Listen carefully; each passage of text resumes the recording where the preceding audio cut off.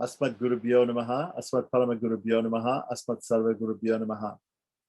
So we're continuing on with the 6th chapter of Hari Bhakti Vilas. We're talking about different prayers that we chant while we're worshiping the deity, specifically prayers that can be chanted during the Abhishekam or the bathing of the deity. The bathing of the deity can be done in short or in long. So if we just bathe the deity in water or a few substances, it can be very short bathing, or it could be very long bathing if we have thousands of pots of liquid to bathe the deity. So when a bathing ceremony or an abhishekam is very long, then you tend to want to have some very long prayers like the 1,000 names of Vishnu on the Bhagavad Gita to be able to chant. So we had a couple of sections in the last session about the glorification or the glories of Vishnu Sahasranam, chanting Vishnu Sahasranam, the 1,000 names of Vishnu, and also the glories of chanting the Bhagavad Gita. So I was hoping that we could also start. We have a group that regularly chants Vishnu Sahasranama, which we just finished this morning, and once you get to know Vishnu Sahasranama and Bhagavad Gita, you can chant them quite quickly. So, all right, even though like the Vishnu Sahasranama is the names themselves are at least 100 slokas long, and then there's a Palashruti or the benedictions, all the benedictions from chanting, which is another, so 60 slokas or something, whatever it is. And then there are some other stotras that are said at the same time, whereas you have also the Bhagavad Gita is more than 700 slokas, so it's quite long. Okay, so let's get back to Hari Bhakti Vilas, 6th chapter. And I think the next section that we're going to talk about is chanting from the Puranas. Now, some people chant the whole Puranas, some people might take the whole Bhagavad Purana or the whole Vishnu Purana. Vishnu Purana is actually short, but the Bhagavad Purana is quite long. And there are even longer Puranas like Padma Purana, Skanda Purana. So we can imagine some people can chant the whole Purana, or other people chant specific sets of prayers in the Purana. Like we have, for instance, the Gajendra Moksha prayers, which come from Srimad Bhagavatam, Bhagavad Purana, or Gopi Gitam is another section from the 10th canto of Bhagavad Purana. So there might be prayers to the personified Vedas. That's also a section from Bhagavad Purana. So there are several sections that are chanted. If you don't chant the whole thing, you might chant some verses. So let's see. There's a Mahatmyam here about chanting from the Puranas. Let's have a look at that, and let's continue on from text 229 to 231. Now, this says here that this is from Padma Purana. Padme, it says Padme means in Padma Purana. Devaduta and Vikundala Samvadi. So the word Samvadi means a conversation between. Samvadi is actually locative singular. It means in the conversation. And Padme means in the Padma Purana. So in the conversation in Padma Purana, and then it gives the names of the people who are in the conversation. Devaduta and Vikundala. So between Devaduta and Vikundala, it is stated there's some glories about chanting the Puranas. So it says here, those who discuss the scriptures, study and hear the Vedic literature, Puranas and Samhitas, explain the Smriti literature, preach religious principles, and are fond of studying Vedanta, actually sustain the universe. As a result of cultivating the study of these literatures, such persons are freed from all sins and they return to the abode of the Supreme Lord, where there is no chance of their intelligence becoming polluted. So when you're in Vaikuntha, of course, your intelligence is completely purified, and there's no impediment, there's no maya, there's no ignorance there. So let's see here, Vishranti. I just looking at the Sanskrit to see if it says anything else there than what we've got in the translation. Pretty much what he said in the translation. So let's Gachanti means that they go to Brahmaloka, they go to the spiritual world, right? Brahmano lokam. And yatra moha means illusion, navidyate, where there's no illusion in that place, right? So continuing on, we have another conversation, right? Samvadi in the conversation between, it says Shivoma. Shivoma means Shiva and Uma. So Uma is another word for Parvati. So in the conversation, Tatraiva means, it could mean also, like, also from Padma Purana. This one was from Padma, yeah, Padma Purana.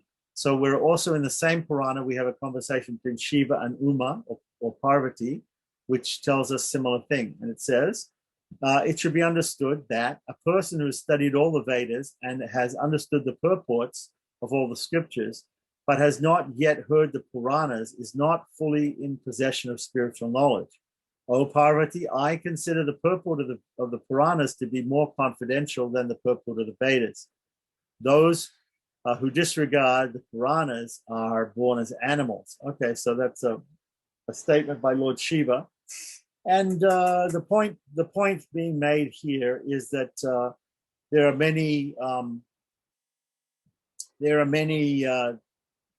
people who say that the Puranas are explanations of the Vedas. So normally in the schools, different schools of Vedanta, especially the Vaishnava schools of Vedanta, the Vedas are considered to be the highest pramana or the highest scriptural proof. But sometimes the Vedas can be very cryptic and very terse and very short, and maybe we don't understand when we read the Vedas the full purport. And the Puranas sometimes give us a fuller explanation of what's given in the Vedas. Of course, if something is in the Puranas and it goes against what is said in the Vedas, then normally it's not accepted. Although for the Gaudiya Vaishnavas, and Gaudiya here is Gaudiya and Sanatana Goswami, they're definitely Gaudiya Vaishnavas. They do consider the Bhagavad Purana to be the highest pramana or the highest scriptural pramana. And this is stated later on by Jiva Goswami in his book Tattva Sandarbha.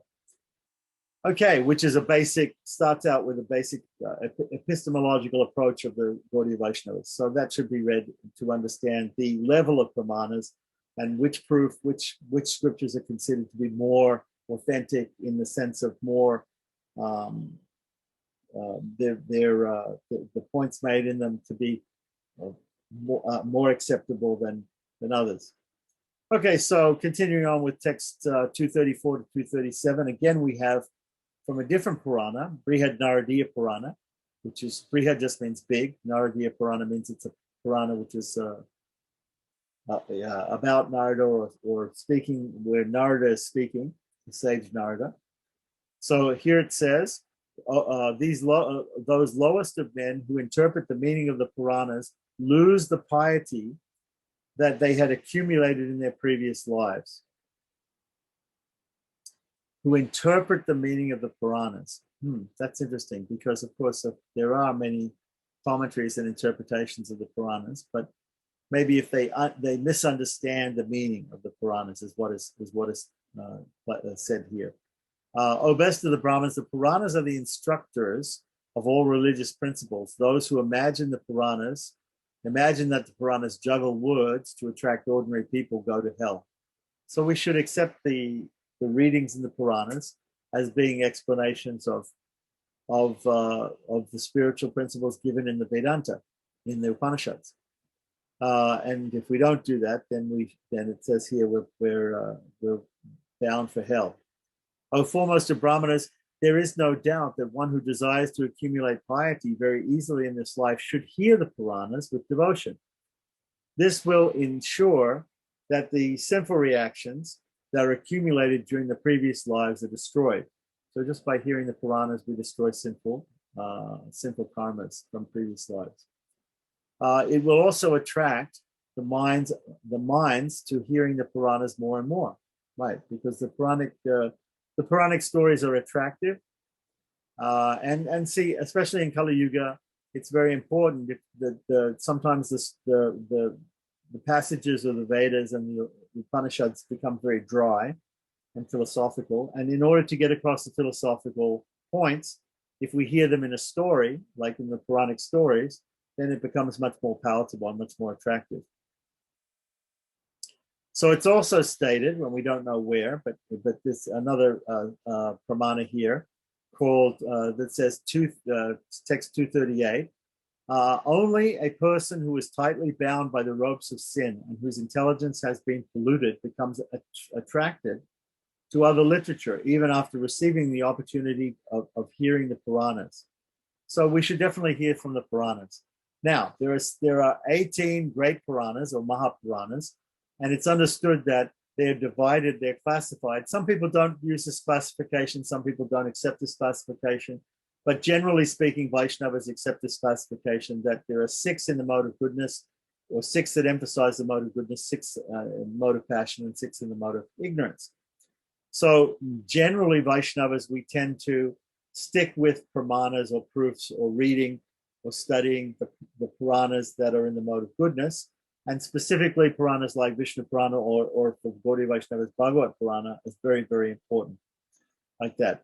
So now it doesn't mean that we can't take things from these Rajasic and Tamasic Puranas. We can, but also we have to be careful that they don't contradict what's in the Sattvic Puranas. The Sattvic Puranas tend to glorify Vishnu as the supreme. The Rajasic Puranas tend to talk about other deities like Brahma and other deities, and the Tamasic Puranas tend to talk about Shiva and Shakti and as being supreme. So the glorification of different devatas are there throughout different Puranas, but we should therefore try to stick mostly to the Vishnu Puranas, which are the Vaishnava Puranas, which are the Sattvic Puranas. Okay, so that's more or less one other thing I wanted to say about the Puranas is, if we remember back in the second Vilas of Hari Bhakti Vilas, that when the initiation ceremony occurs, that there's a mention of listening to section of Varaha Purana, I believe, in order to get a particular benediction. I think if we look back, we're not going to look back right now, but there are 101 rules which the disciple is supposed to vow to follow at the time of Gaudiya Vaishnava initiation, and those 101 rules are found in Varaha Purana, or in some Purana, I believe, and therefore by that after the initiation ceremony, one should sit and one should also listen to the recitation of the Varaha Purana or some Purana. So recitation of the Puranas is something which goes on to this day in India. Some people, they'll recite the whole Bhagavatam in 7 days, or the Bhagavad Saptaha, or also the Ramayana can be chanted in any number of days, 9 days to chant the Ramayana. So there are these big recitations of these long texts, especially the Puranas and Itihasas, which go on in India.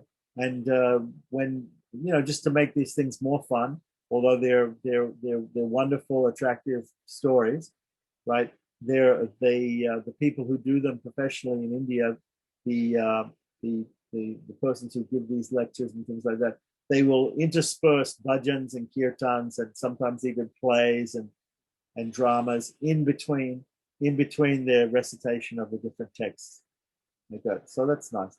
So here, of course, we got a little bit sidetracked from the worship of the deity when we started talking about what prayers we want to chant to the deity. So we were up to the point of offering the bath to the deity. So once again, after the glorification of Vishnu Sahasranam, glorification of Bhagavad Gita, the glorification of chanting the Puranas, we're going to now come back to the stage of the deity worship, where we've just finished bathing the deity. So after the bathing of the deity, the next thing that we have to do is we have to dry the deity's body, and we have to offer clothing. We have to offer clothes to the deity. The deity has to be dressed. So the dressing of the deity comes right after the bathing, right after drying the deity. And therefore, the very next section in Hari Bhakti Vilas, once we come back after we've gone on this tangent, this diversion about the different things, the holy mantras that can be chanted at the time of worship of the deity, or specifically at the time of bathing the deity, we come back again to the principle of continuing on with the different services that we're offering the deity, external services. So here we are again. And the first, so the next topic is offering a cloth to the deity, offering dressing the deity. Right. So this is called vastra. Vastra means dress. So ata, again, the word ata is usually means the beginning of a topic. So Gopal is going to start a new topic in the whole topic of worship, of the external worship of the deity. A new topic, vastrarpanam, or offering clothes. Arpana means to offer. We might note that sometimes in puja we use the word samarpayami. So ami means I do it, I will do, right? I do. It doesn't mean I will do. It's I am doing, right? It's present tense. So ami, right? Samar. So here we have just the word arpana. Arpana means to offer. So we could say arpayami. But why do we say samarpayami? Samarpayami means bringing things together and offering all those things, right? So just like we have this word sam is what we call an upasarga. It is or pratisarga.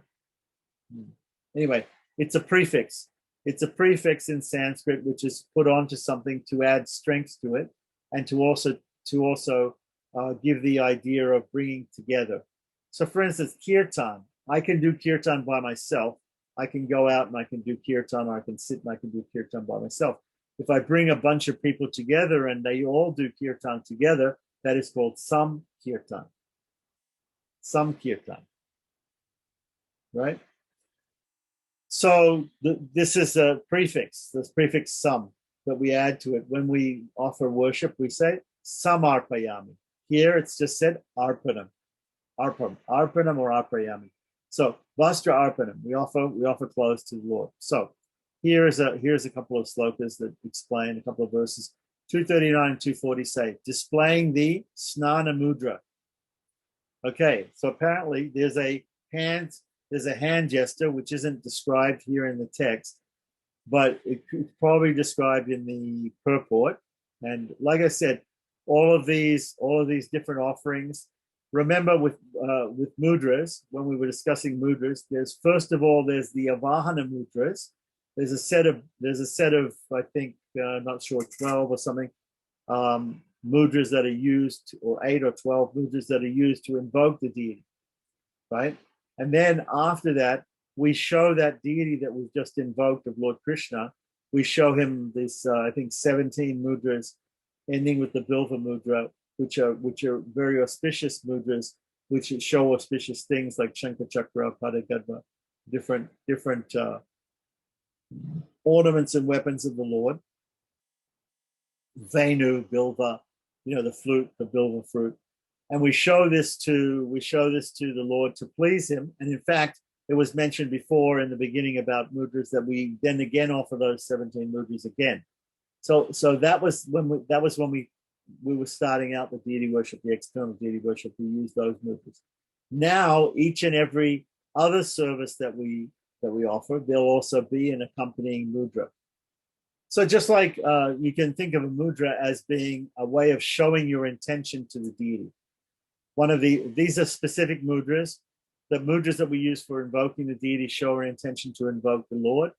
And for instance, if you have a servant, either a butler or a maid, who wants to announce at a dinner party that the guests should move from one place, from the living room to the dining room for dinner, then the butler or maid will come out and they'll say, "Dinner is served," and will there show with his hand, "Please come this way. Please come this way." So even we know of mudras, we know the mudra "come here," or goodbye. There are different mudras that we use. In scuba we have up, down, I'm okay. There's all these different mudras that we use to show our intention. So similarly in this deity worship, there are all these different hand gestures that show our intention. So here he's saying the show after displaying the snana mudra. Now it's not explained here whether the snana mudra, the bath mudra, is shown before or after the bath. It might also be shown before and after the bath. right? So we don't know that. In order to find that out, we should probably look at the commentary, which I'm not prepared to do here on. I'm just so I looked at I looked at the commentary on in the sixth Vilas on these verses, and it does not seem to have any description really of the specific Snana Mudra. So we'll have to find that some other place. And nor does it say whether it's done exactly before or after or during, before or after the bath. But here anyway, so we're talking about offering cloth to the Lord. So after displaying the Snana Mudra, he should gently wipe the deity with a clean piece of fine cloth. Right? Sometimes this is called a plotavastra, right? It's cloth that we use specifically. It's like a towel. It's a towel for drying the deity.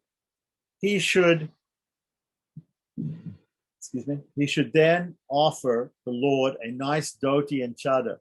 So the Lord should be offered a lower cloth and an upper cloth, uttariya, which is a chadar or a angavastram. Following the custom practiced in central India, right? Some devotees offer a shirt and turban to the deity, right?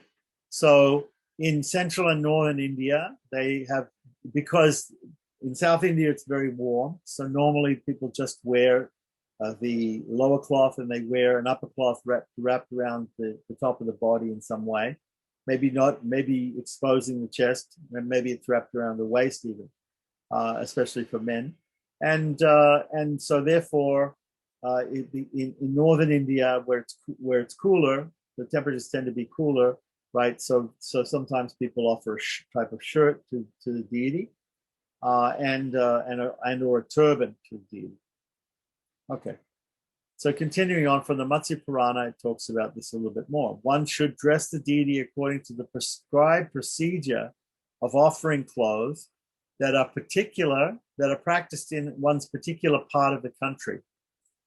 Okay, so we might find in India that deities in South India or different parts of India are dressed in slightly different ways. Okay, one could also extrapolate from this and say that you could offer clothing which is suitable for the place in the world where the deity is, like that. Of course, there have been some controversies about this because, for instance, in Vrindavan there's a very famous temple in Vrindavan called Banka Bihari, where one day they dressed Banka Bihari as though he was wearing modern clothes, like blue jeans. And this caused some riots and some demonstrations against the pujaris. So they didn't do that again. But in fact, the scripture tends to say that the deity should be dressed in similar clothing, that, of course, very nice clothing, very pure clothing, opulent clothing, rich clothing, that then the type of clothing that is offered, that is given in the different places of the country, and we can extrapolate and say different places in the world. So that is also allowed according to the scriptures. So here we have, continuing on, text 242. My devotees should decorate me according to their ability with clothes as prescribed in their particular country. There you go. It's stated again. So it's pretty clear, right? So, and this is coming from the Bhagavatam, which is, of course, a very great pramana for a big proof for the Gaudiya Vaishnavas. So it says, Alankurvita. Alankara means Alankurvita. Saprema means with love, right? Madbhakto, my devotees. Yadochitam, right? That they should do like that, right? Okay, so then in Bhavishya Purana, in text 243 to 245, we can hear some more about this. One should worship Lord Vishnu by offering him clothes that he, the worshipper, finds attractive, right? So the worshipper should feel that they're attractive. right? We should offer to the Lord only the best clothes that we feel are attractive. And of course, remember that if it's in a temple, we're worshiping the Lord like a king, and in the house we're worshiping him like a house guest. So we should definitely offer him clothing which is befitting a king, or befitting his status as the supreme person. So in this regard, any fine cloth or pure silk clothes are suitable. Now, I want to mention here that many deities in India are offered silk clothes. Some deities are offered cotton clothes, and cotton, of course, is what we call ahimsa. It doesn't involve the killing of any animals or any living beings to get the cotton like that. Whereas silk, unfortunately, normally does involve the killing of an animal, right? The silkworm that makes a cocoon of the silk, right, before it turns into a butterfly. And normally what happens is those cocoons are taken and picked and put into boiling water. The animal dies and the threads are taken off, and therefore the threads are unbroken. There is another kind of silk in India called matka silk, which is ahimsa silk, where they actually let the silkworm burrow its way out of the cocoon. When it emerges as a butterfly, then they take the old cocoon and they take the silk strands from that. But the problem with that is that since the animal has come out, it makes a hole, and it therefore breaks the silk strands. So you have a lot of small broken silk strands instead of having one big long strand of silk. So the type of silk which can be made out of this is a very rough type of silk with a lot of knots in it, little knots in it, which is called like kadi silk, or it's called matka silk, because it's basically ahimsa, doesn't involve the killing of the animal, and therefore this is a type of silk sometimes that people wear. Normally we don't see deities wearing this type of silk because it's sort of rough type of silk, and it doesn't look very nice. It can't be made into very nice clothes, like silk clothes, like the regular silk. So here we have again an item in deity worship that does have some connection to himsa, or to the suffering or killing of animals, right? Or so it's just can't be helped here. That in order to, if you want to dress the deity in silk clothes, probably the silk you're going to use is not going to be ahimsa silk. So therefore, anybody out there who is a vegan Vaishnava or is really concerned about ahimsa should probably think twice about using this type of silk. But in general, it's not a problem. We're not Vaishnavas are not that concerned as some other religions like Jainism is much more concerned about this ahimsa factor in the worship of the deity. Okay, so I just thought I'd mention that. One should offer Sri Hari colorful and opulent garments after purifying them in the sunlight and picking out any stray hair. I'm not sure exactly why there would be stray hair in the garment, in a new garment, but I think what it means here is not stray hair, but it means loose threads. So loose threads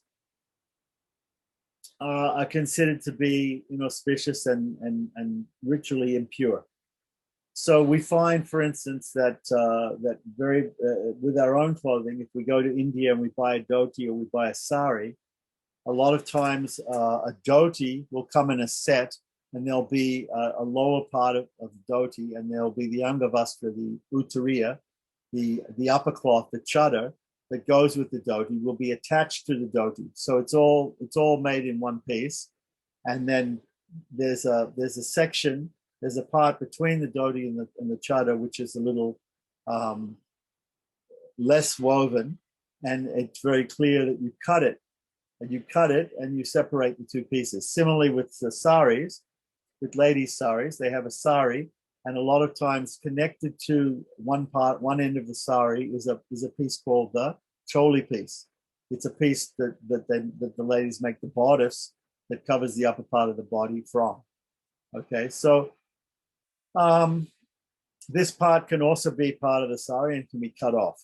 Also, when these different cloths are weaved, by the weavers, there tends to be strands of cloth. There tends to be strands of cloth that are loose. When a person wears a panchakacha, when a man wears a panchakacha, he wears a dhoti in such a way he folds it in 5 folds. So the reason for the panchakacha is that you fold the dhoti in such a way that these loose edges, the edges that have the loose strands of cotton or silk, right, do not show. Because if we have a loose edge that shows, then the possibility is there that a thread of silk or cotton may come off and contaminate the puja items, right? So similarly, so this is what it's talking about here. We should, when we offer the clothes to the deity, if there's any stray threads, that needs to come out. What they do with saris is that they have a lot of these stray threads when they cut the choli piece off. So there's actually people that you can go to and you can give the new sari to a person, and they weave those threads together, like ladies braid their hair. They take those stray, the end of the cloth, the cut end of the cloth, and they weave them together so that they're in knots, so that they don't, so that they never come loose. They never come loose and come stray. Because sometimes also when you have a stray thread, you pull on it and it sort of it pulls out from the rest of the cloth, and it may disturb any pattern that's there on the sari or whatever. Okay, so you need to braid those things. So it's very common for people, not so much with dhotis, because you just tie the dhoti in such a way as you don't see any edge.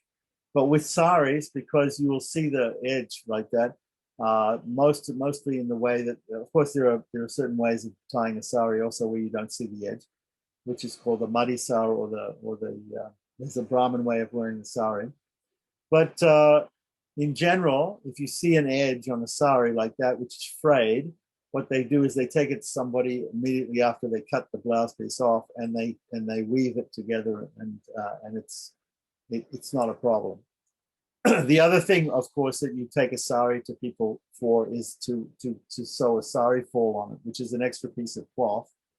I don't know if you know this. They put an extra strip of cloth on the bottom inside border of a sari, because that part will come in contact with the ground a lot, and it may get damaged if it doesn't have extra protection. So these are just different. These are very interesting things. I'm not sure if somebody would sew a sari fall on a goddess's clothes, but maybe they might. There's also different methods of dressing the deity, which involve, especially in South India, sometimes they actually take saris and dhotis and they fold them in certain ways and put them on the deity. And there's ways of pleating folding and pleating the cloth that make it more attractive, especially with the goddesses' skirts and things. So these are all techniques of dressing the deity, which have to be learned in person from a knowledgeable and experienced person who knows how to dress the deity. So anyhow, I just thought I'd bring that up. It all came out of this idea of making sure there's no stray strands of silk or cotton. So, in the opinion of saintly persons, that it is the opinion of saintly persons that after offering food to the Lord, one may decorate him with opulent garments. Okay, so that's interesting. That's interesting. Bhog anantaram. Bhog anantaram means after offering bhoga. Bhoga means enjoyment, but in this sense of deity worship, it normally means offering a food offering. So the question here is this explaining that we should offer some sort of food, or is it a snack? What do we do? There's something which is offered to the deity to eat after the bath, before, after drying him, but before offering him full clothing. So I don't know if that's if there's any procedure like that in deity worship. Normally we don't see that. Usually we don't see that. It may be that what we're talking about here is another offering of cloth after the food is offered, which normally comes near the end of the worship.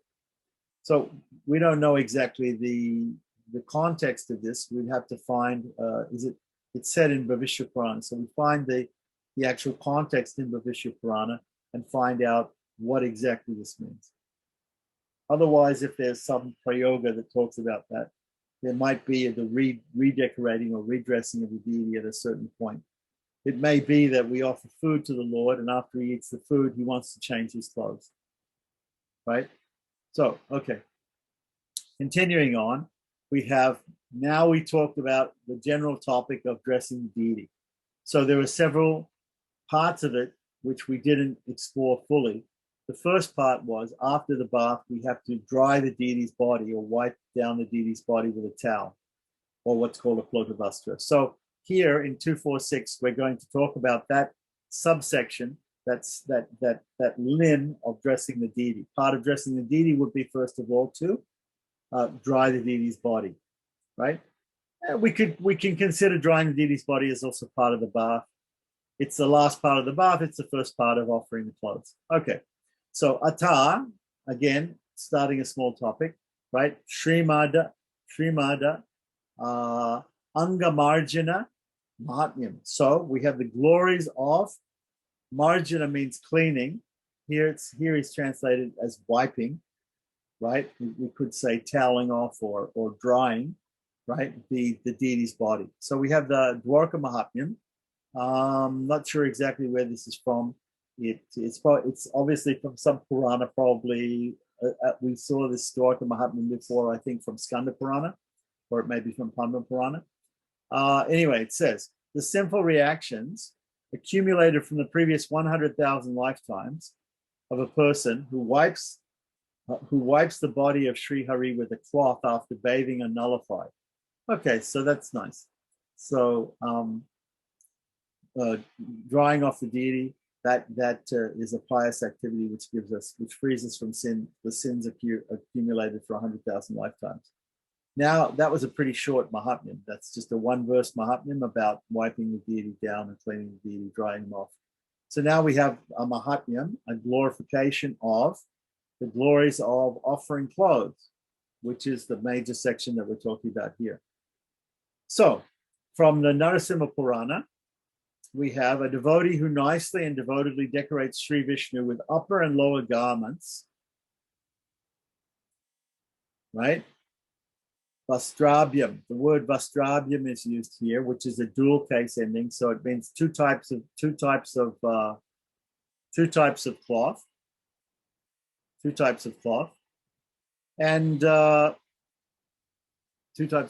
and so that person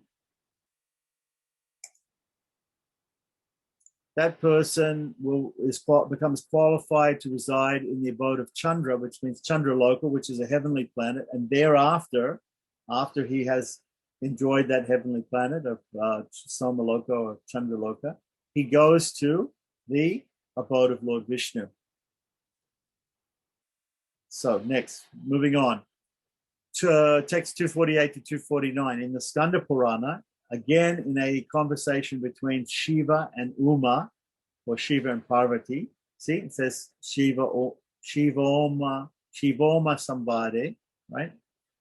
It mentions, by offering pure, durable, soft, and beautiful garments to Lord Hari, a devotee becomes eligible to reside in the abode of Lord Vishnu for as many as 1,000 years, for every thread, right, as there are threads in the cloth offered. So just imagine if the thread count can be just like in India, when you go to buy any clothes, sometimes you ask them, what is the thread count? Because more expensive cloth has got more, what we call in English, we call it the warp and woof, right? There's one set of threads that goes one way, another set of threads that goes another way to combine into a cloth. And depending on the space in between the threads, sometimes it can be very loose weave. There are cloths that are very loose weave, which are worn because they're very light and they're very airy and they're very cool in hot weather. I just forget right now exactly what that's called, but in India there's a name for that type of cloth. And then there's another type of cloth which is very close weave, which is much warmer, but it's also much more durable. And normally the deity is offered that sort of cloth, and that sort of cloth has therefore got a lot more threads going one way and going the other way. Now sometimes the count of the threads going one way and the other way is different, and so if you go to a cloth merchant, sometimes they'll tell you it's this many, it's 100 this way, it's 80 this way, right? Sometimes they'll just say it's 100 count or 80 count or like that, right? So 100 count means that there are 100 threads per inch. Normally it would be per inch. So if you I don't know whether today they still use inches, but they used to say 100 count or 80 count, and you would say, I want to see a dhoti or I want to see a sari, and it's got to be at least 100 count. 100 count is 100 strands this way and 100 strands this way, combining into a cloth per inch of cloth.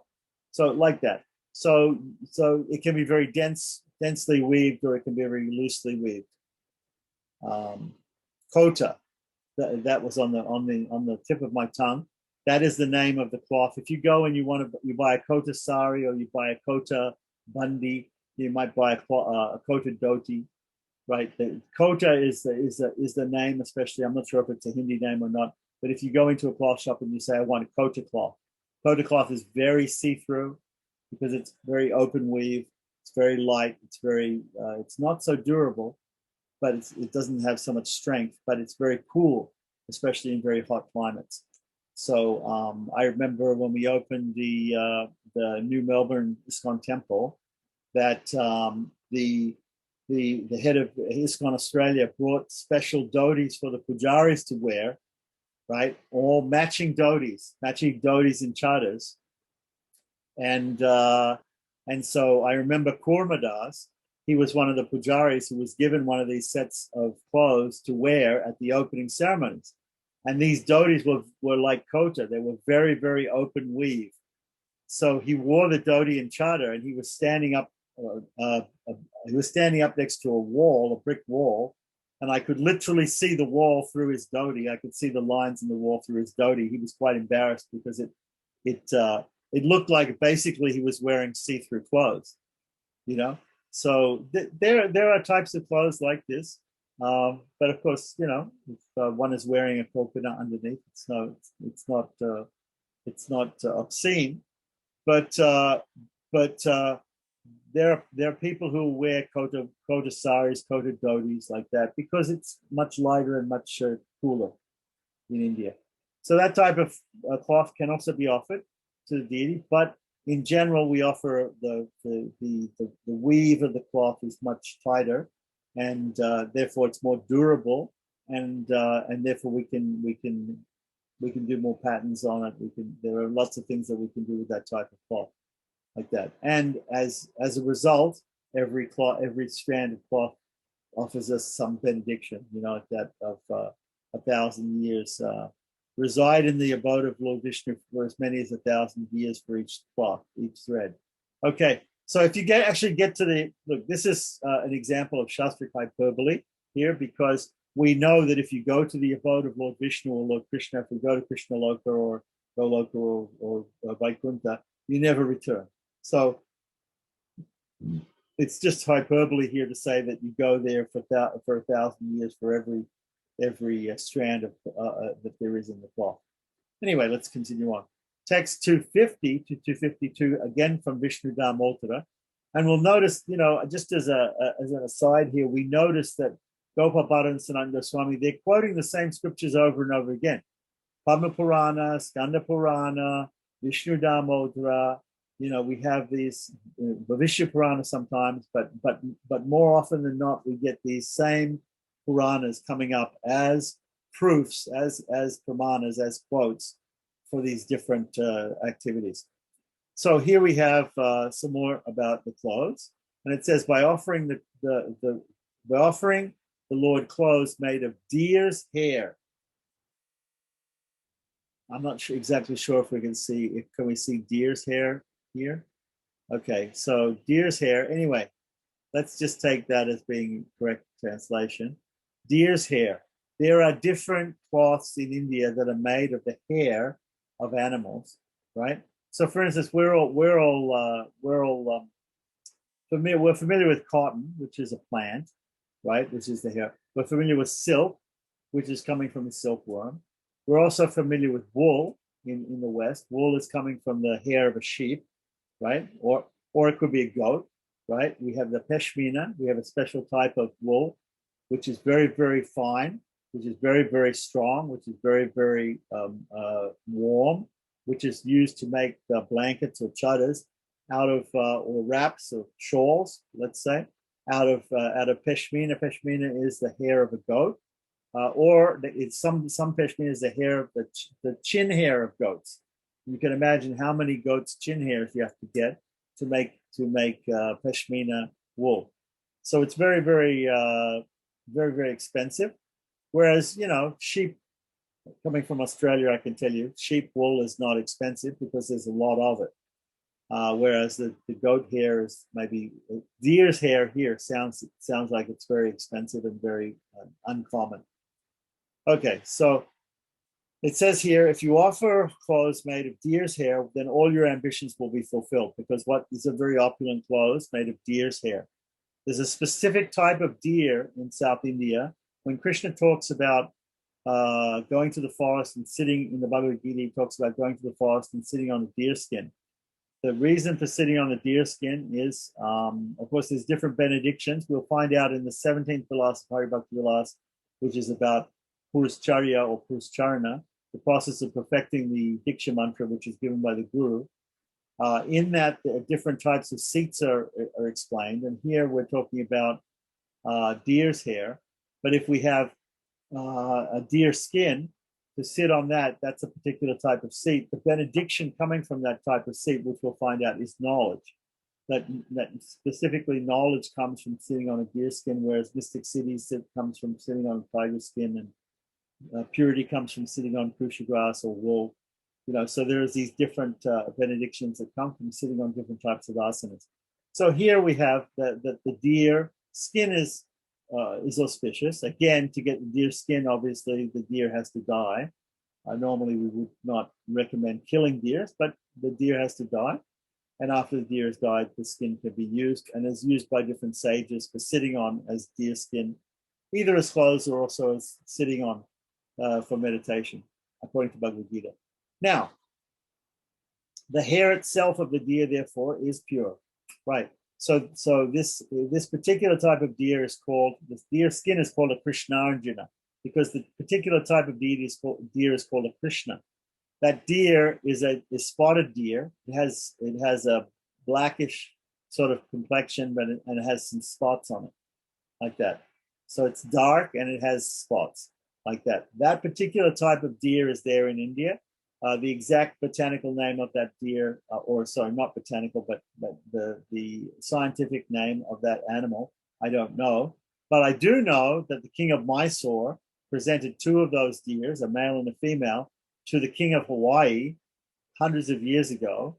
Here on this island of Maui, which was the king's residence, was the place of the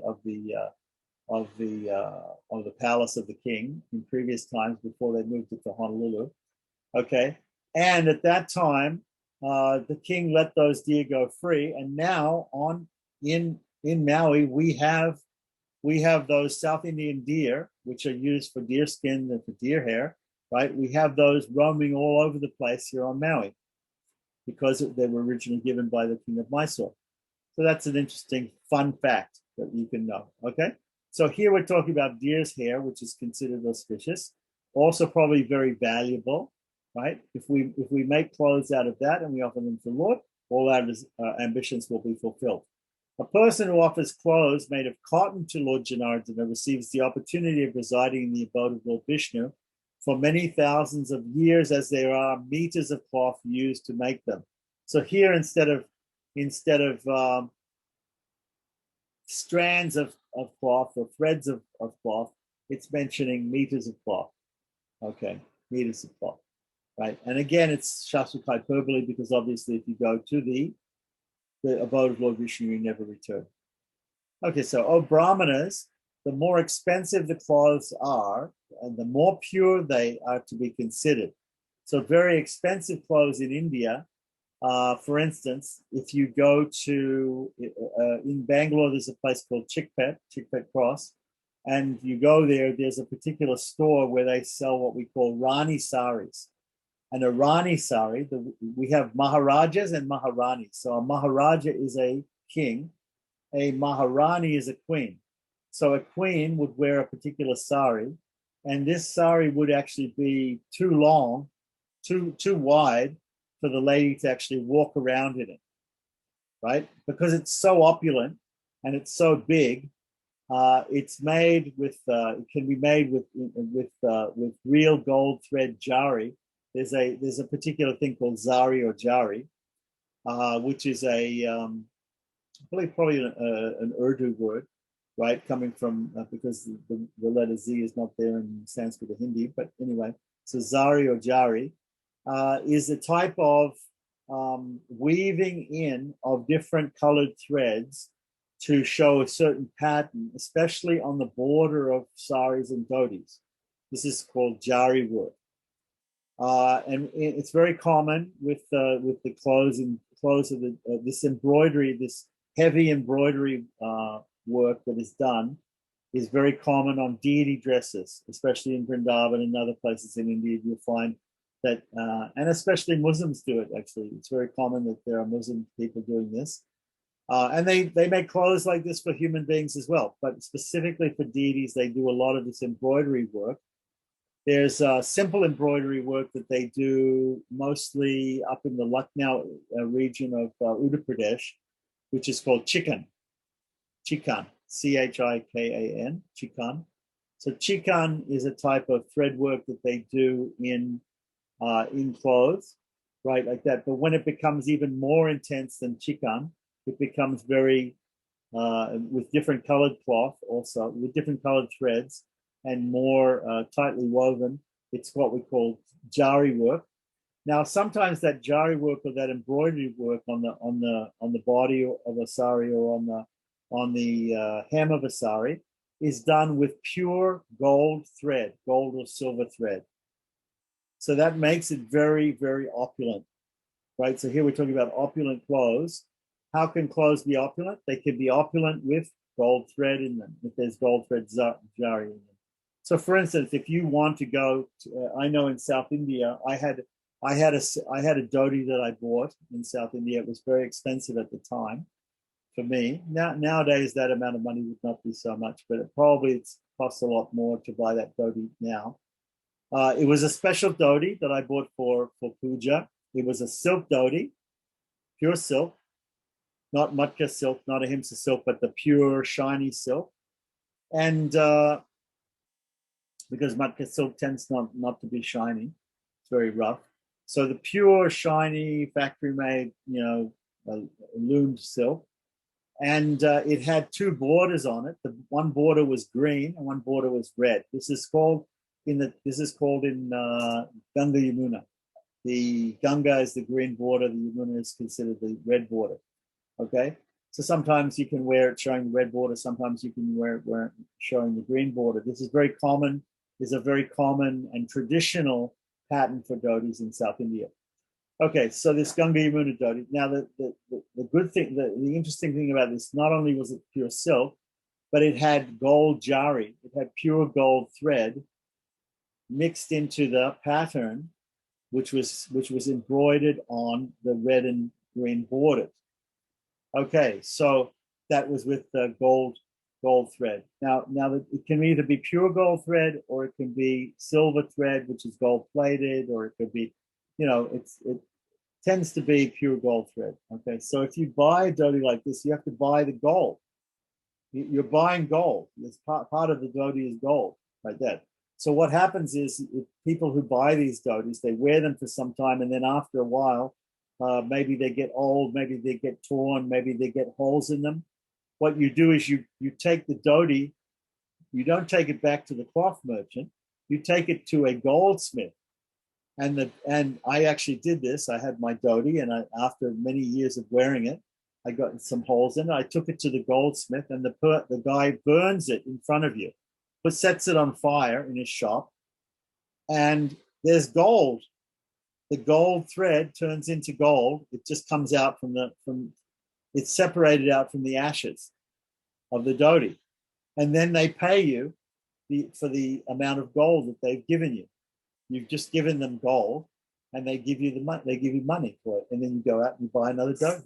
Of course, it doesn't cover the complete cost of the dhoti, because there's workmanship, which is very cheap in India, but also there's the silk and there's the weaving and everything. So, but in general, people take these dhotis to the goldsmith, and they burn them, and they get money back from them. So this is the type of opulent clothes there are. And there are even clothes where the embroidery is done in such a way that they include gems, they include pearls, they make deity cloth with embroidered pearls on them, with embroidered gems on them, like that, and also this gold jari and silver jari. So deity clothes can be very, very fancy like this, and they can be very expensive if they have real gems and real jewels and pearls and things embroidered in them. In fact, in Sri Rangam, there's a special day of the year. The most famous day of the year in Sri Rangam temple is a day called Vaikuntha Ekadasi. On that day, the small 3-foot or 1 meter high Utsava deity of Nam Perumal wears a golden suit of armor called a kavacha, which is studded with rubies, emeralds, sapphires, all these precious jewels. He has a pure white diamond Brahmin thread that runs across his chest on that kavacha. The main deity is lying down, Vishnu lying down on Shesha, Ananta Shesha, on the bed of Ananta Shesha, and that is 18 feet long or 6 meters long, and that deity is covered with a set of clothes that is made of very, very deep purple velvet. But on that deep purple velvet cloth that is covering Lord Ranganatha lying down, right, is embroidered and sewn 100,000 pearls. 100,000 pearls. So it is a very, very expensive set of deity clothes. So it says here, the more expensive the clothes are, the more pure they're considered. So you may not, with all the stitch work, sometimes people don't consider stitch work or embroidery work to be pure, right? In fact, after a person does the stitching work, or sometimes we talk about in deity worship, if a person goes into the temple, he's not supposed to wear stitched clothing, because the stitching itself, the putting together of different cutting and stitching cloth, is considered to be not pure. And because of this reason, that loose threads come out sometimes.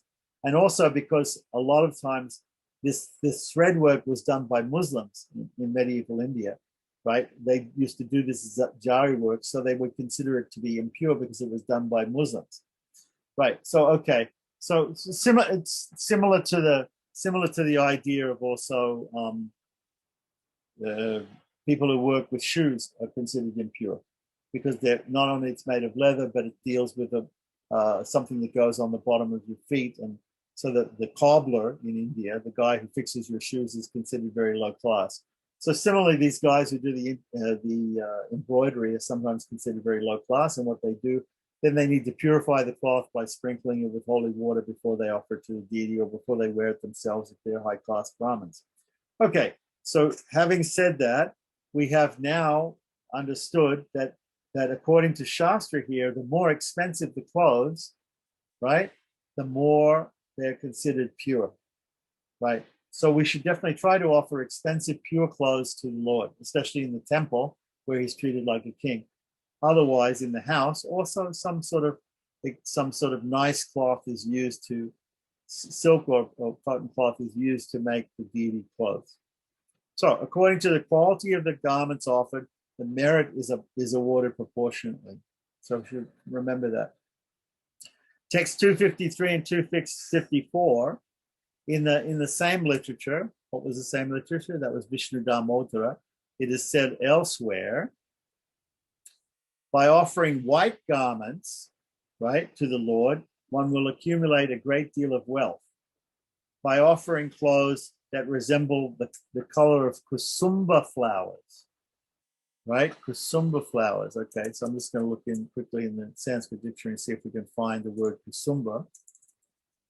Kusumba. Kusumbaka. It says a type of vegetable here. I'm not sure. Kusumba. Kusumba might be. Oh, okay. So safflower. Safflower or saffron. Okay, that's better. Right? So it has different meanings, right? Here, I believe it means crocus sativus or saffron. So we know what saffron is. We know the color of saffron, right? Saffron is a sort of red color. Actually, saffron is a filament of a flower, and it's used for flavoring in food and things, and also for as part of the samagris or the ingredients which we put in the astagandha, which we put in the water for use for agya, padyachmaniya, etc. Right, astagandha. It's one of those things. So it's a very fragrant thing, very more expensive than gold by weight because it's very, very light. Okay, saffron is a very expensive thing. So here it's saying saffron, the color of saffron flowers. So maybe in previous days they used the actual saffron to make the dye. So if they dyed some cloth with saffron, imagine that's so precious. It's even more expensive than gold by weight. So imagine, but it also can dye things. So imagine if you had to dye the deity's clothes with saffron, that would be an expensive proposition, right? Because if you use real saffron. But of course, it says here the color. Okay, so we can get the color of saffron maybe in some other way, artificially, without using saffron itself. That's also considered okay. But the color of saffron is considered to be good, and one would become fortunate if he gives the deity clothes colored saffron.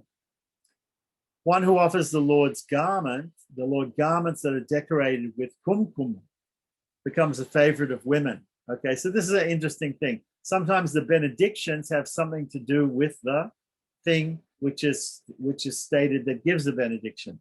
So because women use cosmetics more than men, and kumkum is more or less like a cosmetic for women, right? Although we normally think of women wearing a tika or a tilaka or a dot or a bindi, right? A dot or a line or flame made of kumkum. And what is kumkum? Kumkum is turmeric, right? Haldi, or what's called in South India, manjal podi, right? So turmeric is a thing which, if we add lime to it, normally it looks yellow, but if we add lime to it, or calcium hydroxide, or even just lime juice or lemon juice, it'll turn it red. We'll make it go red. Okay, that reaction like that.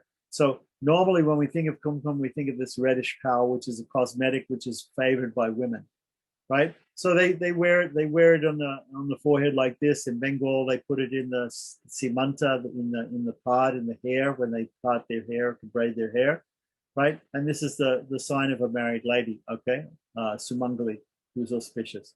So it's auspicious. It has to do with the goddess Lakshmi.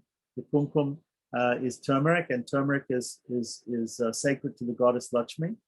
You can represents goddess Lakshmi. In fact, married ladies sometimes they wear a mangalyam, a marriage necklace, which is just a dried turmeric root on a cotton thread or string, a cotton string, which has been dyed also with turmeric powder.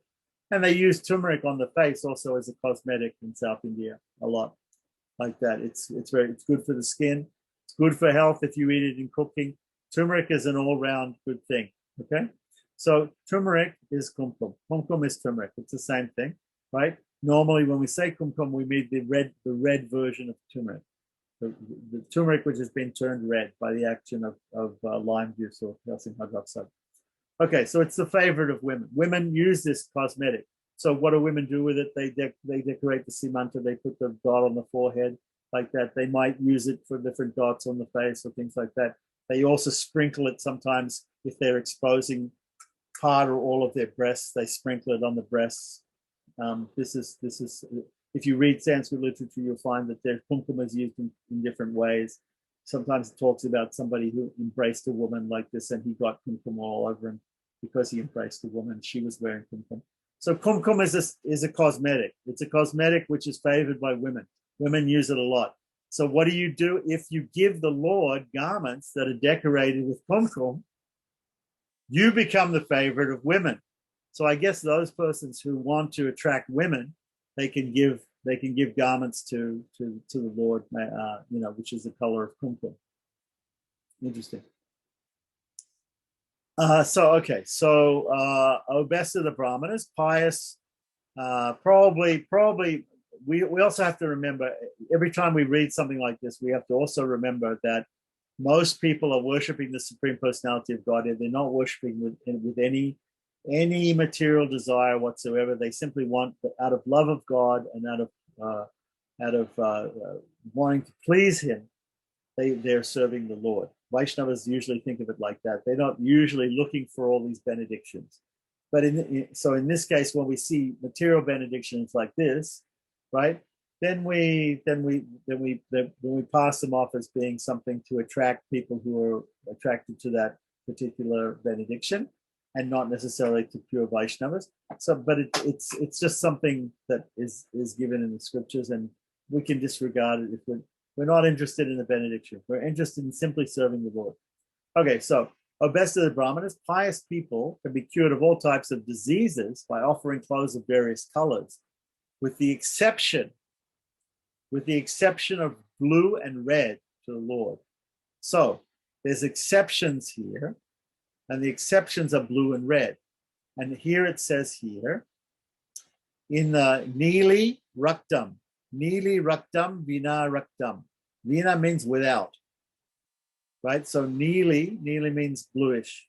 It's a certain type of blue, very deep blue. Now, that's interesting. We have read in the Varaha Purana, there's a list of 32 offenses in Seva Parads, in deity worship. And one of them is to wear red or blue clothing in front of the deity. But in fact, there are some Vaishnava Sampradayas where they allow people to wear all sorts of colors, even the men, like that. So normally the women will not be restricted from wearing colors. The men in most Vaishnava Sampradayas don't wear blue or red. But however, sometimes in the Madhva Sampradaya, for example, you'll see people wearing red clothes, blue clothes. You'll see it's possible.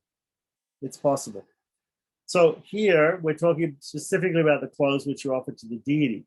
We normally offer the clothes that we like. It was said there that whatever is attractive to us should be offered to the deity. If we are therefore attracted to blue and red clothes, and we think we'll offer them to the deity, here it's saying you should avoid the blue and red clothes. Exactly which blue and which red which cannot be offered to the Lord in clothes is debatable, because, as I said, Lord Ranganatha has this deep blue velvet dhoti that he wears on Vaikuntha Ekadasi. It has 100,000 pearls on it, so it doesn't really look blue. It looks more white than blue because of all the pearls. But in fact, it's blue velvet. Okay, so now how do we know what is exactly? Now, before it was also said that clothes can be offered that are like saffron. Saffron is very close to red. In fact, if you look at the strands of saffron, real saffron, they're in fact deep red, dark red. So what does it mean? What kind of red are we talking about here? Now, the word raktam is used here. A lot of times we see this word raktam. Raktam, if I look it up in the dictionary, is a certain type of red. Now, my wife's an artist, so she probably would know all of these different types of reds and different types of blues. But let's talk about Raktam, for example. Rakta. Rakta, okay, Rakta, okay. Now here in the dictionary it says Rakta could be red. It also says Rakta could be crimson, right? Now, in fact, a lot of times we read the word Rakta in relationship in Sanskrit dictionaries, in relationship to blood, the color of blood. Okay, so now there's different colors that blood have also, right? Oxygenated blood has like if you have veins and you have arteries in your body. The arterial blood is oxygenated blood. Or I'm not sure. And the vein blood is the blood which is going back to the heart to get oxygenated, back to the heart and the lungs to become oxygenated. So there's a difference in the color between arterial blood and venal blood. Okay, so exactly what is the color of blood? Now, sometimes blood looks very bright red. That's arterial blood. Sometimes blood looks darker red. That's venal blood. Okay, so that darker red can also sometimes look almost like rust. Sometimes when we see oxidization of a metal, it's rust. So there's of course different types of rust and different amounts of rust and different depths of rust. So when we look at rust, so sometimes rust looks reddish. Okay, so this reddish, rusty color, dark red, is normally what is meant by Rakta. Even if we talk about crimson, crimson is a type of dark red, right? So the light red is not Rakta. But however, if we translate the word Rakta to mean blood, we know that some types of blood are very light color. So if I just translate the color of blood, what kind of blood, we don't know. So there are different types of reds, different shades from dark red to light red. There are different types of blue, from light blue to dark blue. So normally when we talk about Lord Krishna, we're talking about a very dark blue, right? He's Shama or he's Neela, like that. The Neela gem or a gem is a sapphire, very deep blue, like a navy blue, like that. Whereas a light blue, like the sky blue or something like baby blue, these are light blues. Okay, so exactly what kind of blue is forbidden in deity clothes or in person or males' clothes, who are pujaris' clothes, and exactly what kind of red is forbidden is hard to understand exactly. I think it's beyond me because I'm not an expert in colors. But I think if you talk to an artist like my wife about the different types of blues and reds, then they can probably explain it a lot better than me. And what we need to do is we need to talk to someone like Tirunarayana, my Sanskrit teacher, who knows the distinctions between the different colors in Sanskrit. And we can see what Nili Raktam and what Raktam means here in the scripture and exactly what it means. So people are interested in the exact meaning of the color of kumkum, the exact meaning of the color of kusumba or saffron, the exact meaning of Rakta, the exact meaning of Neela. So because we're talking about the deity's clothes and we're talking about different colors, we understand what white is, but even there are different shades of white, right? When we offer white garments, is it pure white? Is it eggshell white? Is it, off-white? Is it almost tan? Almost getting to the point of being almost tan. So, there's different very subtle gradations in white. There are also subtle differences in different colors. So exactly, normally I would say in general, don't be too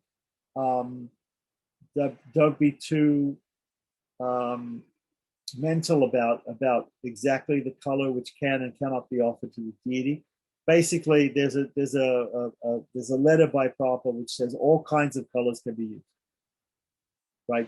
Just any type of color. Which if you think it's beautiful, if it looks nice, then you can offer it to God. That's the mentality like that. So we shouldn't get all mental and speculate, oh, I can't offer this one because it's blue, or I can't offer that one because it's red, or what kind of red is it, what kind of blue is it.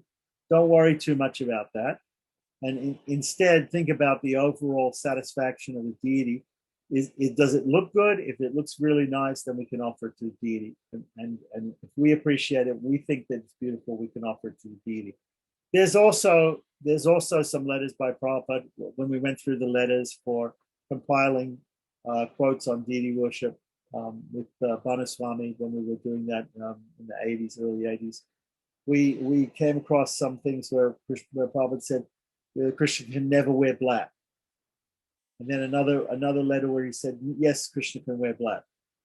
So, and also we note that in Vrindavan, according to the different day of the week, they have a system of dressing the deities in the temple according to the colors which have to do with the different planets in the sky, right? The planets, the different navagrahas, the 9 planets, right? And each planet has a particular day of the week, and each planetary day of the week has a different color which is used. And in most ISKCON temples, they follow a certain system like that, where there's another system also of dressing the deity in the bright fortnight in bright colors and in the dark fortnight in dark colors, getting specifically darker or specifically lighter, having white and black as deity outfits for the full moon and new moon. That's another system which can be done like that, or it can be just done at random. Sometimes also there are specific colors which tend to be used on specific days, like Ekadasi always used to be rose or red color with silver jari, silver embroidery, like that. That always used to be the Ekadasi type of outfit that we would offer to the Lord. So there's lots of different systems like that, was what I'm getting at. And now we're reading in Hari Bhakti Vilasa what Hari Bhakti Vilasa suggests, but in actual practice, if you go to Vrindavan or if you go to any temples in India, there may be a system that temple follows, or there may not be a system that, like I said, in Sri Rangam on a specific day. I know that the Lord Ranganath is going to be dressed in this particular way on this day. I know he's going to be dressed, the Utsav deity is going to be dressed on this particular festival day because that's part of the festival. Similarly, in Vrindavan, I might know also how the deity is going to be dressed, but then again, I might not know. In some other temples, I might go there and I might be surprised that they use this particular color or this particular dress on this day. So there's not a lot of it's varied amongst temples and amongst sampradayas and amongst different groups of people. Okay, so let's continue on. Text 255 to 257. We're going to read some more. A person who dresses the Sri Hari in fine, soft pink clothing obtains the merit of performing a horse sacrifice. One who offers the Lord garments made of the hair of a male deer, a female deer, or ranku,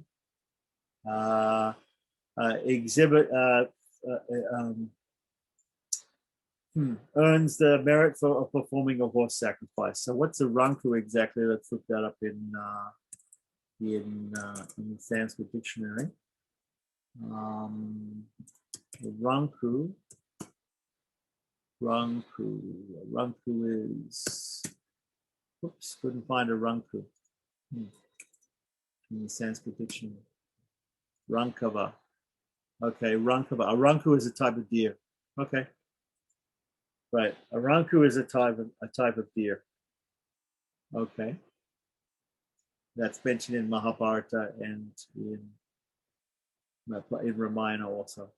So we can probably say that that type of deer that they have in South India. Okay, so ranku, male or female deer, earns the merit of performing a horse sacrifice by offering garments decorated with embroidery. We were talking about embroidery, right? Made of tree bark. Okay, there's a certain type of cloth which is made of tree bark. In Hawaii, they make this too. The Hawaiians make a type of cloth out of tree bark. They do it by putting the bark together, wetting it, and beating it, and mashing it together and making it into a type of cloth which is called tapa cloth. Okay, so, and in fact, it's said that Ram and Lakshman and Sita, when they went to the forest, they wore garments that were made of tree bark, this type of cloth. Okay, so here it's saying that you can offer that type of cloth to the deity also. So we have embroidered clothes with jari and different patterns and things on them. We have tree bark clothes, or from new white cloth, one obtains merit of performing a Rajasuya sacrifice. Okay, so that's a big sacrifice. Concerning the idea of offering new cloth to the deity, some people say that the cloth has to be washed first. Others say that the cloth can be purified in some other ways, by the wind, by the sun. We saw it was mentioned by the sun can be purified. The wind can also purify it. It can be sprinkled with pure water from Punyavachanam. So some deity clothes, of course, don't take very well to being washed. So we have deity clothes if they do get soiled in some way or whatever it is, that they get dirty over a period of time because of the smoke in the deity room from the incense and other atmospheric dirt. We can get them dry cleaned also like that. Now, some people will say, no, you can't get them dry cleaned because the dry cleaners use liquids which include alcohol, and therefore we shouldn't use alcohol to clean deity clothes. And so there are pros and cons to that. That the dry cleaning process was not invented when Hari Bhakti Vilasa was written, so therefore we don't see any mention of that being prohibited, but we also don't see any mention of it being accepted. So, as with everything, if we don't find something in the scripture that mentions it, because it's something which is a later development in time, right? Then there are some people who will be very conservative who say, therefore we can't adopt it. And there will be other people who say, no, we can adopt it because it's not forbidden. So there's two attitudes.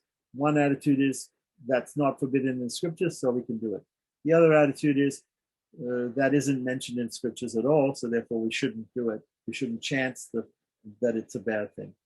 So some people do say, dry cleaning involves the use of alcohol. If one were to do that and dry clean deity clothes, then of course, when they come back, before we offer them to the deity again, we have to make sure the alcohol is completely come out of the clothes. And we have to also purify the clothes with the wind and with the sun and with other pure mantras and sprinkling, etc., before we offer it to the deity.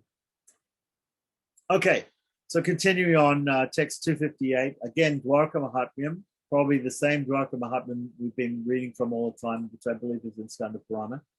A devotee who reverently dresses Lord Madhava with soft and opulent garments that were collected from various lands. So that's interesting. So somebody might go traveling and go to different countries or different places and bring back particular types of clothes from different places. For instance, I'll give you an example. If you go into a cloth shop in India and you ask them for Chamundi silk. Chamundi silk is this type of silk which only comes from Mysore, because Mysore is the goddess of Mysore. The goddess Chamundi Devi is worshipped in Mysore. The word Mysore itself comes from the Sanskrit Mahishasura. Mahishasura becomes in modern language Mysore. So Mahishasura was a bull demon that was killed by the goddess Durga. And the form of the goddess Durga that killed this Mahishasura is called Chamundi Devi. So there are some hills in Mysore area called the Chamundi Hills. On top of one of the hills overlooking the city is a very big temple of Chamundi Devi. So Chamundi is the goddess, is the patron goddess, let's say, of Mysore. So in Mysore, they make a particular type of silk, and they call that after the goddess who's the patron saint of that place. So they call it Chamundi silk. So if you go into a cloth shop in India and you ask for Chamundi silk, right, they will give it to you. If it's real Chamundi silk, it comes from Mysore.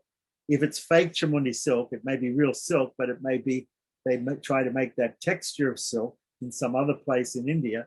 Then they might still call it Chamundi silk, but it's not from Mysore. But real Chamundi silk will be from Mysore. Real Benares silk will be from Benares. Real Kanchipuram silk will be from Kanchipuram. There's all these different types of cloth, and different weaves and different patterns.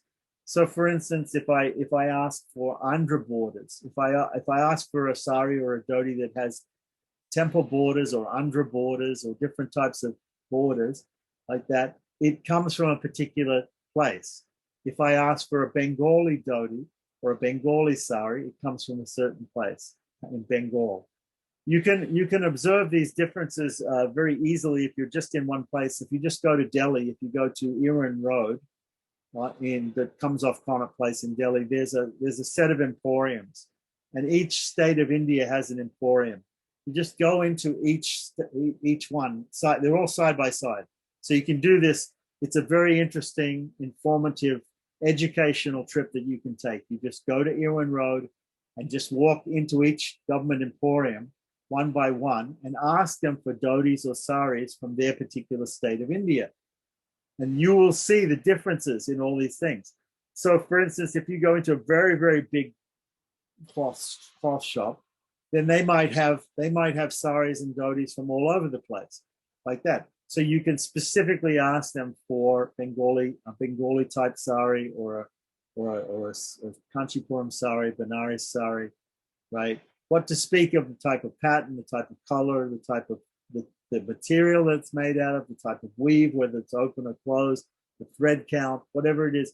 When you become very expert at understanding about cloth and about dresses in general, whether something is off the shelf, whether it's made specifically for the deity, sometimes in South India, dressing the deity will be just a matter of going and buying a sari or a dhoti, folding it in certain ways and putting it on the deity.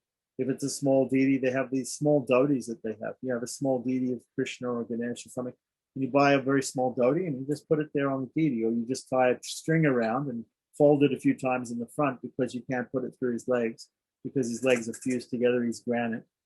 So there's all sorts of things that people do. And again, you have to learn personally from somebody who knows how to dress the deity and who knows these different styles and who knows these different cloths and who knows where to go get the deity cloths, which is specific. Otherwise, you have to get bigger cloths and you have to cut them up and sew them together. And most ISKCON temples have sets of seamstresses and people who design and plan out the clothes. And if they don't, they go to India and they get it all done in Vrindavan. So these are all the backstory to all these statements in the scripture. There's a lot more going on than just when you dress the deity. There's a lot more involved, right? In fact, in the Shastra itself, it mentions. We're going to talk about alankaram in a minute. Alankaram means decoration, but clothes are the first part of the decoration. Offering the cloth to the deity, dressing the deity, that's the first part of the decoration of the deity, like that. On top of that, we can offer, even the clothes can have jewels set in them, or we can offer jewels and other ornaments like weapons and like other ornaments on top of the clothes. So that the whole section of worship of the deity, this whole section is called alankarasana, the decoration of the deity with clothes and with jewels and with different crowns, with flute, with all these different things, staff, right? So the thing is, there's a statement in scripture that alankaram alankara priya Vishnu, I think, or Vishnum alankaram priyam, Vishnum alankaram priyam. So they say that Vishnu likes alankara. He likes to be dressed. It's important in the worship of Vishnu, the dress of the deity, the dress and the ornaments of the deity. That's important.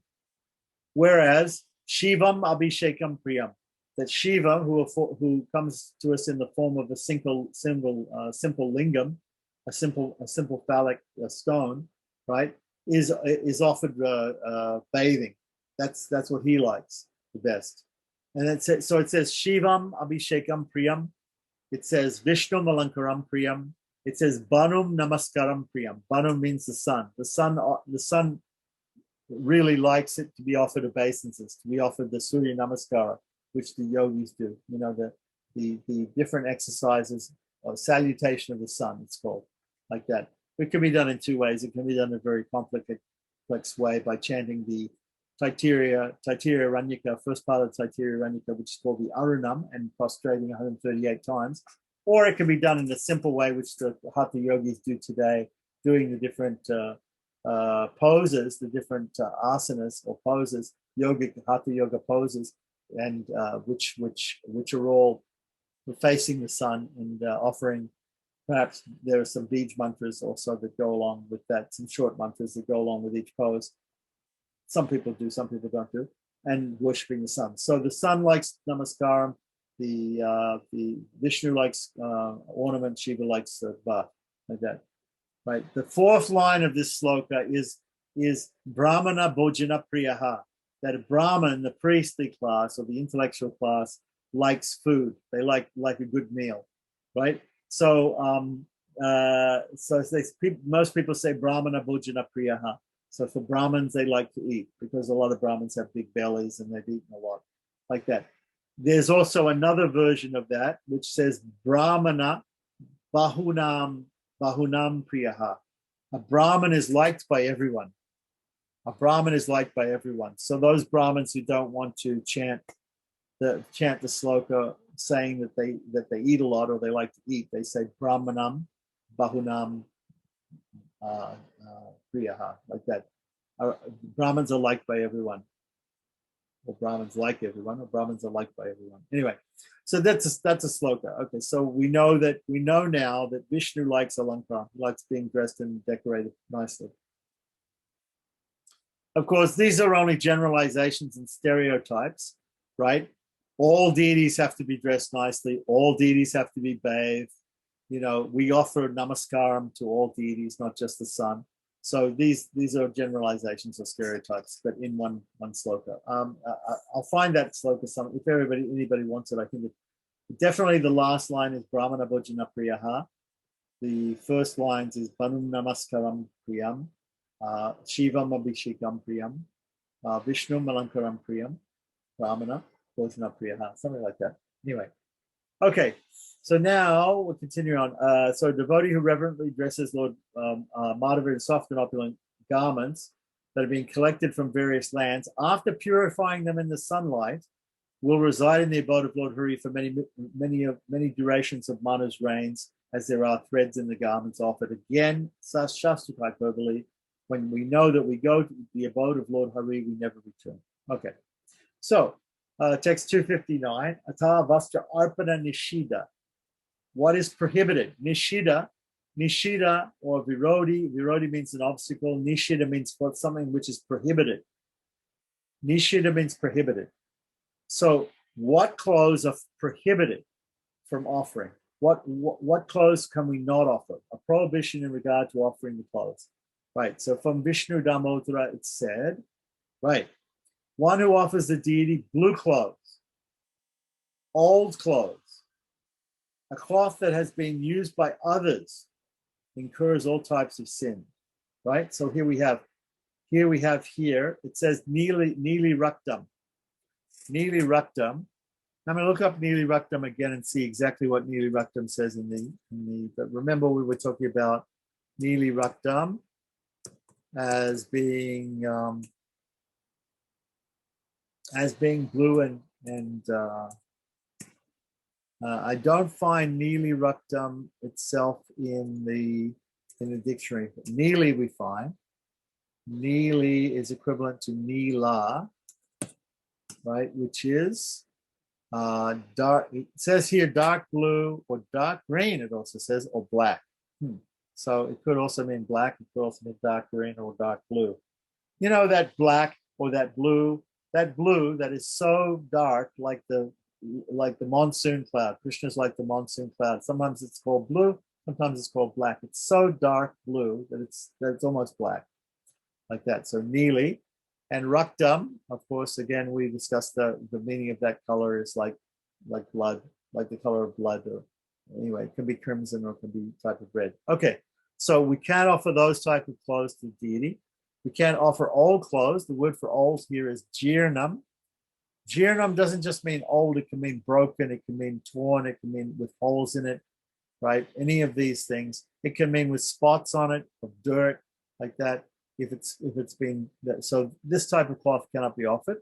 Right. And then it says cloth that is being used by others, So if we offer first cloth, in fact, even the cloth that we have for ourselves, when it's pure and when it's new, we should offer it to the deity first before we use it. So when you go to India, you buy a dhoti, you buy a sari like that. First offer it to the deity and then take it as the prasadam of the deity. That is the Vaishnava way. Okay, but we can't do it the other way around. Some cloth that we've used, we cannot offer to God like that. In fact, some of the old cloth that's been used by the deity, when it becomes old and dirty or holes in it or something like that, the clothes that were offered to the deity can be cut up and they can be used by Vaishnavas for some things like that. Obviously, it's Krishna prasadam. It's the remnants of the deity, so we don't use it in any disrespectful way. We don't use it on the lower part of our body or on our feet, but we like to keep that cloth on our head and we like to offer obeisances to it. It's the prasadam of the deity. Okay, so then there's an exception to this. There's an exception. So we understood these prohibitions, and now we're talking about atra apavadaha. Apavadaha means an exception. There are several exceptions to different things in Hari Bhakti Vilasa, which you talked about, and there may be more exceptions in other scriptures which we're not aware of, but this is the exception that they talked about here. If a garment is made of sheep's hair, what is sheep's hair? Wool. Sheep's hair is wool, right? And or of silk is blue. If it's wool and it's blue, or if it's silk and it's blue, then there's no harm in offering it. Okay, so if it's not silk, then we shouldn't offer it. But if it's silk, it can even be blue, or if it can even be even if it's wool or silk, it can be blue. Okay, that's the exception.